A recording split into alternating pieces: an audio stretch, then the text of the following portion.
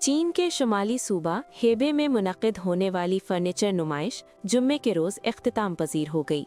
इस नुमाइश में चीन और बैरून मुल्क से 1 लाख से ज़ायद खरीदारों ने शिरकत की। 33वां चाइना शेंग फांग इंटरनेशनल फर्नीचर मेला बाजू शहर में 5 लाख मुरब्बा मीटर के वसी नुमाइशी रकबे पर फैला हुआ था। 1800 से ज़ायद कंपनियों ने इस मौके पर अपनी फर्नीचर मसनूआत की मुख्तलिफ अक़साम पेश की। इस इवेंट में अहम गैर मुल्की मंडियों से 100 से ज़ायद खरीदारों ने बातचीत और ख़रीदारी के अमल में हिस्सा लेने के लिए शिरकत की, जहां आलमी मईशत की सुस्त रवि के बावजूद चीनी सप्लायर्स की मुसाबकती कीमतों और काबिल एतमाद मयार को नुमाया किया गया।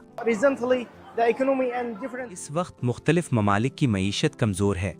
चीन कीमत और मयार के लिहाज से अब हर मुल्क के लिए मुनासिब मसनूआत तैयार कर सकता है। मेरे ख्याल में हमारे मुल्क में ज़्यादातर लोग चीन से ही मसनूआत लेते हैं। हम यहाँ 5वीं बार आए हैं और तवील अरसा से यहाँ से फर्नीचर खरीदते रहे हैं।